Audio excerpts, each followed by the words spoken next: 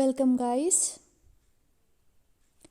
This video I have to start from the Indian Independence Act of 1947.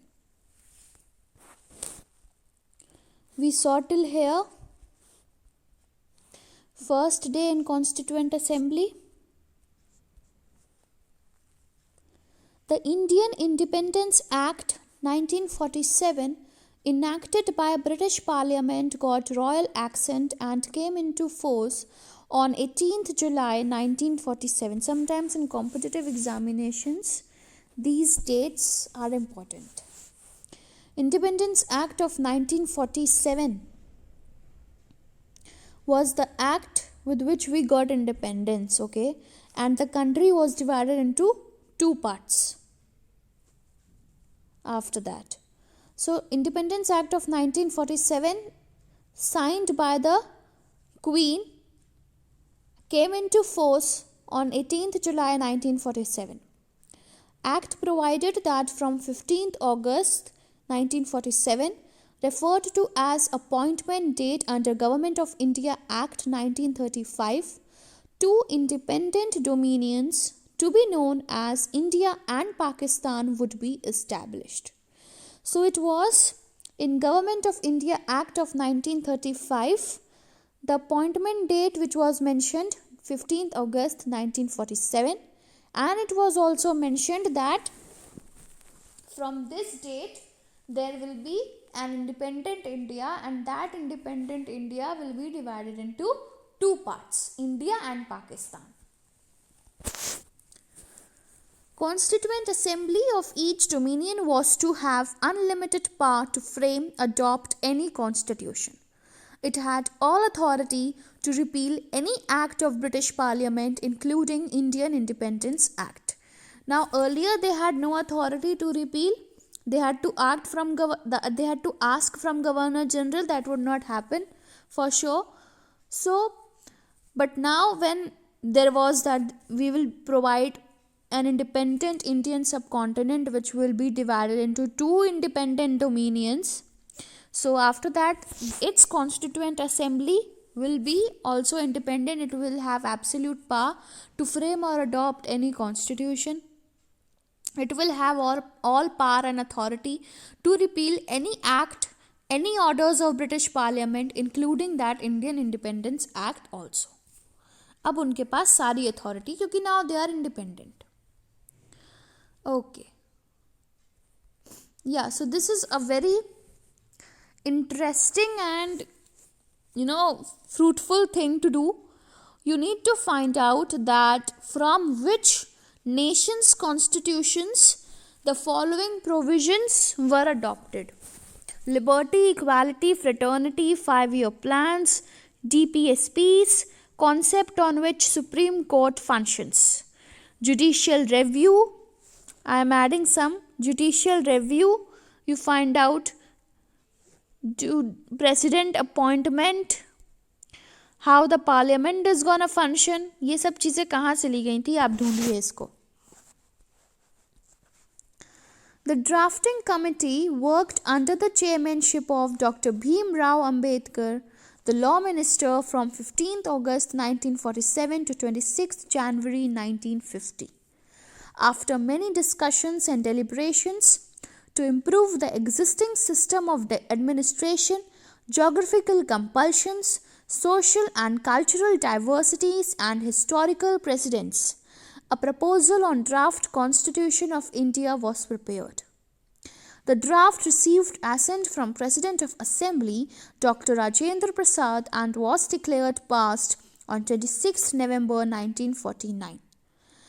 The Constituent Assembly held 11 sessions and took a period of 2 years, 11 months, 18 days before it signed two copies of document, one in Hindi by name Bharatiya Samvidhan and another in English, the Constitution of India. So, this thing is very important. 11 sessions in which the Constitution was documented and framed. in period of 2 years 11 months 18 days. This is very important. 2 copies of document was signed bilingual, one Hindi, one English. In Hindi it was with the name of Bharatiya Samvidhan, and in English it was by the name of the Constitution of India. And this book is only in the MP gallery, right? Gwalior gallery. We have read that.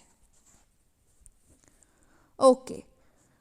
And the President of Assembly was Dr. Rajendra Prasad. With his assent, we passed the Constitution on 26th November 1949, and from that day onwards, this 26th November is celebrated as Constitution Day or the National Law Day. And also, this 26th January is the Republic Day of India. Yes? The original Constitution is handwritten. As I told you, our Constitution is handwritten with beautiful calligraphy by Prem Bihari Narayan Raizada. Please remember कि जो उसमें borders लगे हैं और कुछ calligraphy हुई है, वो किसने करी? क्योंकि ये हैंड रिटन है तो कैलीग्राफी भी हैंड रिटन है by Prem Bihari Narayan Raizada. These are very minute but very very very important details and you need to learn them. Artists from Shanti Niketan including Behar Ram Manohar Sinha and Nandlal Bose adorned each page. Constitution of India was adopted on 26th November 1949. Some of the provisions were given immediate effect. Bulk of Constitution only became effective on 26th January. This date is referred to as date of commencement under Article 394 of Constitution. Every year 26th January is commemorated as Republic Day in India. So Article 394 commencement day is 26th January 1950. Remember, under which article it is given of Indian Constitution? Under Article 394.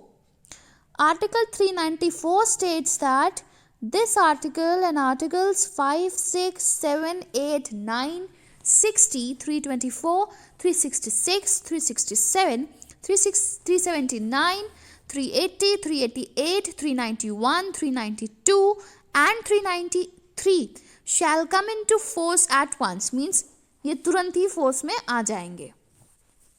And remaining provisions shall come into force on 26th day of January 1950, which is referred to as the commencement of this Constitution. So now there is another homework that you need to find out what all things are mentioned in these articles of Constitution. Here you have to find out from where these provisions are taken, from which nation's Constitution, 2 more judicial review and the appointment of president. Find these 6, okay? From which Constitution these are taken. And another homework is that you need to find out what these articles talk about. Okay? Now, salient features of Indian Constitution. First one is a modern Constitution.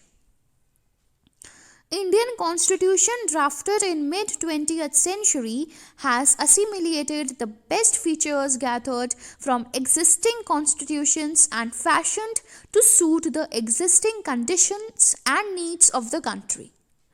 Article 1 subclause 1 declares that India, that is Bharat, shall be a union of states. So Indian Constitution, as we know, was drafted in around from 1947 to 1949, adopted in 1950, and 20th century is what? From 1900 to 2000. Mid of that will be 1950 only. So Indian Constitution was drafted in mid 20th century and it had the best suited provisions or conditions mentioned in it that would definitely suit the conditions and needs of the country. सबसे पहले ही article में दिया गया है that India, that is Bharat, is a union of states. States का एक unit है. All 552 Indian states within geographical boundaries of Dominion of India acceded to Dominion of India by 15th August 1947, thus unifying India into a compact state. Dr. B.R. Ambedkar explained that use of word union instead of federation has its significance. Indian federation is not result of an agreement between the units. Component units have no freedom to secede from union so created. Term Bharat was adopted by Constituent Assembly because country was so known in ancient times. This was the only name that suited history and culture of country. पहले the Indian people before independence वो लोग India नहीं कहते थे, वो या तो भारत कहते थे या तो हिंदुस्तान कहते थे. So this Bharat was the historical name of the country. It signified the history and culture of our nation. That's why this Bharat was selected. And why it is not federation? क्योंकि ये जो 552 states at that time, उस समय ये 28 states and union territories नहीं थी. ठीक है, ये तो अब बनी है. पहले तो Mysore state, Hyderabad state, Bundelkhand region, Jhansi state अलग था, आगरा स्टेट अलग था, दिल्ली सल्तनत वगैरह अलग थी, सब राजा थे ना. तो ये 552 स्टेट्स अलग अलग थे. And they all came together under the umbrella of a certain nation, that is Bharat और इंडिया. सो ये कोई अग्रीमेंट नहीं था, वो अपनी मर्जी से आए थे कंबाइन होने के लिए. So it was not an agreement between the units. And they had no freedom कि अभी तो हम मिल गए हैं लेकिन हमारा मन है कि अब हम अलग हो जाएं, तो अब हम अलग हो जाते हैं, अब हम अपना अलग बनाएंगे. ये नहीं था. आपसे पूछा गया था whether you want to come to India in the Indian nation or whether you want to form an independent nation. So you said I want to combine to India. So now you cannot go back. So that is why we say that India, that is Bharat, is a union of states, not a federation of states. It's clear, I guess. Now, the term union was used as symbolic of determination of assembly to maintain the unity of the country, as stated by Supreme Court in case of Hinds Virodhak Sangh versus MMK Jamaat. 2008 का case है ये, supreme court का judgement है. उसमें बोला कि union हमने इसलिए भी लिखा कि हम उसको एक यूनिटी की तरह डिफाइन करें. Unity and determination of those 552 states at that time to be combined under the same umbrella of a particular nation. And this was given by Supreme Court in case of Hinds Virodhak Sangh versus Hinsa Virodhak Sangh versus MMK Jamaat. तो याद रखना कौन सा case था और इसमें क्या बोला गया. To promote the unitary basis of Indian administration, Constitution makers added detailed provisions on distribution of powers and functions between union and states in all aspects, whether legislative, administrative or financial, and also with regard to interstate relations, coordination and adjudication of disputes amongst the states. So, constitution makers had provided detailed and elaborated provisions that how and what all would be the powers, functions, duties of the citizens of the nation, of the government of the country, of the government of the a particular state, what could be their legislative power, administrative power, what could be the legislative function, administrative function, interstate relationships, inter-organ relationships, how they have to coordinate, how they don't have to step into the shoes of another organs of government. That all, as we did in the first lecture of this chapter also, that all is very clearly and elaborately mentioned in the Indian Constitution. So, these constitution makers had a very broad and intelligent mind कि उन्होंने हर एक चीज़ को, तभी तो इतना 2 साल 11 महीने लगाए, हर चीज़ को इतना सोच के और इलेबोरेटली क्लियरली मेंशन किया गया ताकि आगे जाकर कभी भी इंडिया के लोगों को दिक्कत ना हो. इसलिए उन्होंने बहुत आराम से बहुत टाइम लेकर कॉन्स्टिट्यूशन को बनाया. Although the system of government is federal, Constitution enables the federation to transform itself into a unitary state by assumption of powers of states by union in case of emergencies as described under Part 18.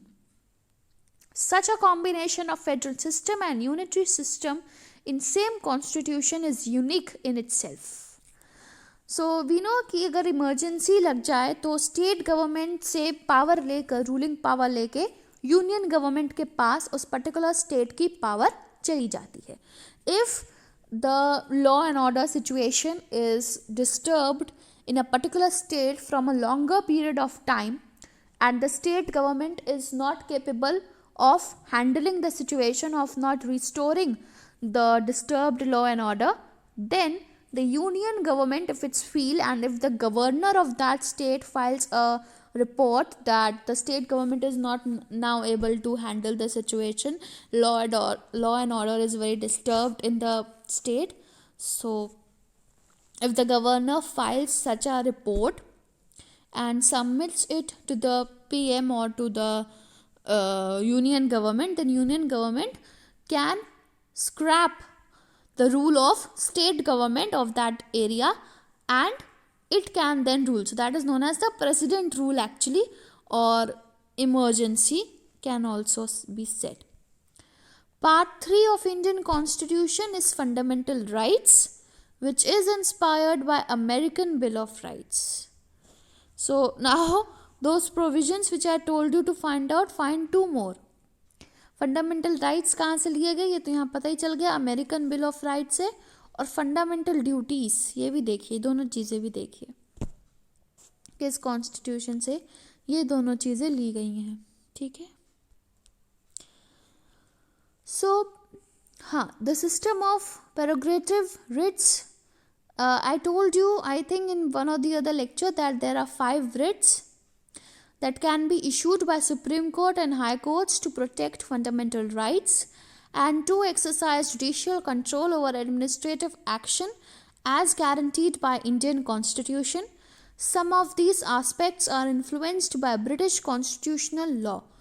बहुत से administrative provisions या constitutional concepts British constitution से inspired है, because obviously they only ruled over us, और हमने बहुत सी चीज़ें, अच्छी चीज़ें भी उनसे ली हैं, जैसे ट्रेन है ना, और ये सब कुछ constitution provisions, parliament building, administration कैसे करना है. सो हमने बहुत सी अच्छी चीज़ें भी ब्रिटिशर्स से ली हैं. सो रिट्स का कॉन्सेप्ट कहाँ से आया वो भी आप देखिए, किस कॉन्स्टिट्यूशन से आया. These are the 5 writs which can be issued by Supreme Court or any High Court of India to grant justice, to exercise, to protect fundamental rights. If there is a fundamental right violation of somebody, then by writ jurisdiction in Supreme Court or in High Court, the person can file a case. Supreme Court, Article 32 of Indian Constitution gives you writ jurisdiction, and High Court, Article 226 of Indian Constitution. Habeas corpus सारा Latin origin है, meaning is you may have the body. Corpus मतलब होता है body. ठीक है. तो habeas corpus is bring the body or you may have the body. To produce a person who has been detained whether in prison or private custody before a court and to release him or her if such detention is found illegal. Agar if a person has committed a crime in which the punishment was of 3 months, लेकिन India की एक habit है, यहाँ पर case जल्दी solve नहीं होते, right. There is a pendency and pendency.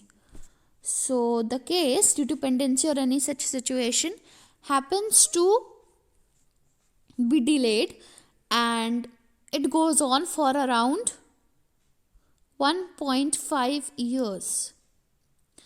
और जब तक केस चल रहा है, जाहिर सी बात है, जो कन्विक्ट है, जिस पर शक है, वो जेल में ही रहेगा.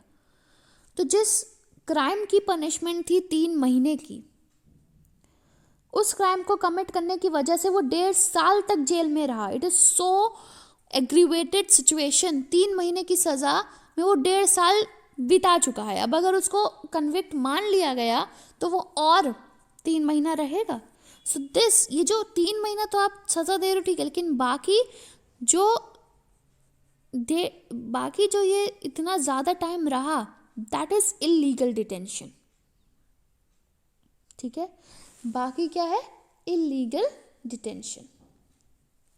अगर 18 महीने तक वो जेल में रहा, 3 महीने की ही सिर्फ लीगली उसको सज़ा होनी थी फॉर कमिटिंग द क्राइम, तो जो 15 महीने वो एक्स्ट्रा रह चुका है जेल में, that is illegal detention. And if this is just an example, तो ऐसे सिचुएशन में द रिप्रेजेंटेटिव्स और the family members of that convict can file a case of under the writ jurisdiction of habeas corpus कि ये illegal detention है, ज़्यादा time के लिए उन्हें प्रिजन में रखा गया है, now you release him, that is habeas corpus. Mandamus, late in origin, meaning we command, purpose, a command issued by court to any public or quasi-public legal body that has refused to perform its legal duty. तो अगर कोई body है, government body है या legal body है, और उसने मना कर दिया अपनी लीगल ड्यूटी, लाइक होता नहीं है, पुलिस ऑफिसर्स कहते हैं I am not gonna file your FIR. So if you go to a high rank official और वहाँ से ऑर्डर आए इस पुलिस ऑफिसर का that you need to file the FIR of this और that person, so that is mandamus, that I command you. So higher officials are commanding the lower bodies to perform their legal duties which they had refused earlier. It is an order by superior court commanding a person or a public authority to do or forbear to do something in nature of public duty. Quo warranto, let in origin, by what warrant, that is by what authority. Quo warranto is that by what authority you are doing it. It is an order by court to prevent a person from holding office to which he is not entitled and to oust him from that office. If there is a judge, retired judge, suppose, I am taking a very bad example, okay. Second one, not going into that, another example I am telling you. If there is a person, a police officer, who had been rusticated from his job for a certain period of time. He was caught in a bribery instance and so he got suspended for 6 months, say. And then too he comes daily to the police station and he is filing a case. Another police officer who had taken charge in place of this person A tells his superior or high rank official that this person A has come to the office and he is filing the case. I don't know how and what for. So by what authority? This superior can ask this person A that by what authority you are doing this thing. You ought not to do that. And he can let this person go from this office or this post. So from the office, or that is the post. Certiorari, that is late in origin. To be more fully informed is its meaning. It is writ issued by a superior court to an inferior court or body exercising judicial or quasi-judicial powers to remove a suit and adjudicate upon validity of proceedings or body exercising judicial or quasi-judicial functions. To be fully informed. So certiorari is that if there is a case, suppose in a high court, there is a case A versus B. B is not satisfied with the proceedings which are going on in this high court. So he files a case, the same case in Supreme Court. Now Supreme Court has the matter in its hold. And now अब same case अगर 2 courts में चलेगा, so it is a sheer wastage of time, of the precious time of the courts. वैसे ही बहुत cases pending हैं, तो इस चीज़ को अवॉइड करने के लिए now the superior court is ordering this lower court that I am having the hold of the case and now you have to end that suit from your office to remove the suit or to stop the proceedings or to stop the proceedings which are going on in that lower court. Prohibition. English origin, meaning is to forbid or to stop. Everybody knows the meaning of the word prohibit. Purpose is, it is issued by a superior court to an inferior court in order to prevent inferior court from dealing with a matter over which it has no jurisdiction. Aim of this writ is to keep inferior courts within the limits of their jurisdiction. Now there are some matters जिसमें inferior courts की limit नहीं होती. अगर हम like suppose there is a high court and there is a lower court, say district level court of civil case, ठीक है, civil case का एक court है, वहाँ पर कोई murder के matter से चला गया. So now this high court is the superior court when we talk in relation to the district level court. So this high court can stop this district court from performing the judicial proceedings because this has no jurisdiction. So prohibition happens when you are stopping because the person had no jurisdiction to perform the proceedings. And certiorari is to remove a suit and adjudicate the validity of the proceedings which are going on in a lower court of law. So don't get confused between these two. It is when you are stopping because of no jurisdiction, and it is when you have this, when the upper court has the suit, proceedings are going on in the upper court, and now there is no requirement of the same sort of proceedings to go on in the lower court of law. So that is certiorari. These are the 5 writs I told you in what articles of Supreme Court and High Court. Now from here I will be doing in the next video. Thank you so much.